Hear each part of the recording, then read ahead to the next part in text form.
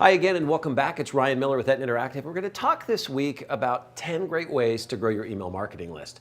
Now, if you caught our newsletter last month, you're already clued into the idea that those metrics, the growth of your list, is really important to the clinic. But let's talk for a second about, well, based on who you are inside the practice, what your role is, you're probably going to consume this video differently.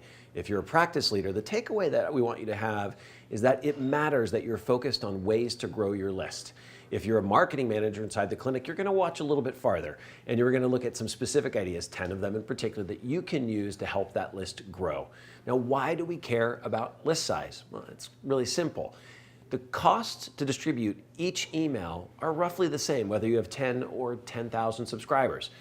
So as the list gets bigger, it's more efficient, more cost effective for you to send out each distribution. Now, before you get too excited, remember that we're in the medical space, so we have to be mindful and follow the laws that are out there about how exactly we go about growing that list. HIPAA and Can-SPAM laws, they ultimately govern what we can do with emails that we collect in the course of patient care. So you may not use those emails that you gather on patient intake forms to grow your email subscriber list unless you expressly get permission from the patient to add their name to that list. Well, how do you do that? You might need to modify your form, adding a checkbox or a place where the patient can initial, giving you permission to add them onto the list. Just remember, if you're grabbing those emails as a part of care, those don't count. You cannot add those to your list or you're going to be violating patient privacy. We need to be concerned about focusing on list growth because, well, the rules are fairly simple. Each year, depending on whose data you look at, about 1 in every 5 patients is going to leave your list. They might do so because they don't feel connected to your content. They might do so because their email changes or they change jobs and they're no longer receiving email at an older address. So it's really important that we're looking at growing the list at a rate of better than 20% every year. Otherwise, we're going to be flatlining in terms of our total list size. Our last warning for you here, because some of you are going to be encouraged to do exactly this, the danger, the quicksand that we want you to stay away from is buying lists, right? You probably get approached all the time in emails by people who would like to sell you names of potential patients in your market. This is a bad idea because having people on your list who don't want to be there, they're going to mark your email as spam, and it's going to bring down the deliverability and the success of your distribution, making it harder for you to reach those potential patients and patients who actually want to get your message. All right, now, the warnings aside, let's start talking about what do we do to grow those lists. Here's 10 ideas, and really they're organized into 3 key categories that you can use, that you can check yourself to see if you're doing everything you can to grow that list. I think this one is probably the area that's most often overlooked. It's promoting subscription to your email newsletter while patients are in the office. If you think about that, these are people who are directly connected to you and your brand. They've done business with you in the past. This should be one of the easiest vehicles available to you to grow your list. Use signage, make people aware as they're in the office that the list is an option, explaining to them the value and the reason why they would want to ultimately subscribe. Make sure those office forms, as we talked about a moment ago, are updated so that the emails you do collect are emails that you can use and are able to add them directly onto the list. Be sure that you're capturing subscriptions when you're doing things like hosting events inside your office.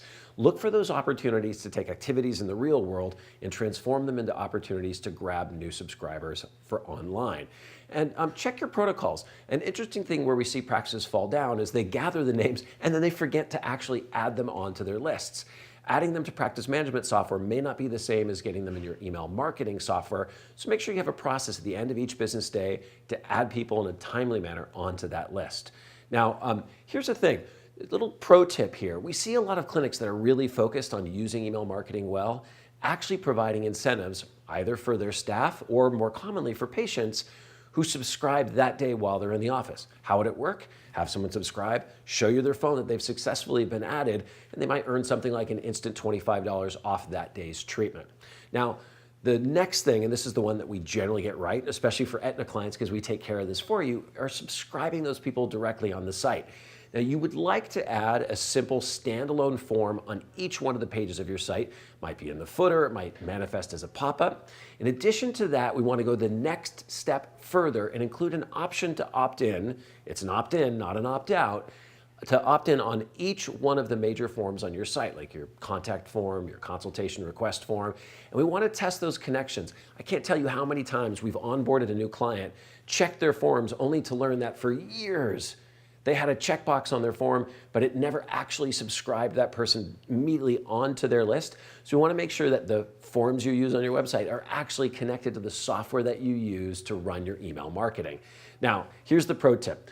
Check your forms on mobile and make sure that the autofill works correctly. It's a little matter of programming to get that right. We want those forms to be super simple for people to use when they're on their mobile phones. Now, the final piece here, this is the third major bucket. And my guess is this is only going to be appropriate for those of you who are in kind of an advanced position in the way that you're approaching marketing for your clinic. And it's integration, the idea of working across multiple channels at the same time to help you grow your list.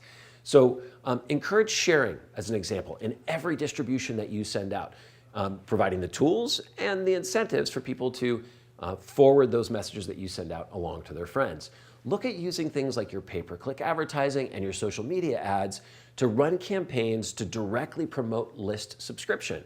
Right? Ads aren't just for immediate lead generation. For many of the people that you reach through those advertisements, they may be more inclined today to connect with you in your newsletter, so you earn the opportunity to connect with them in the future.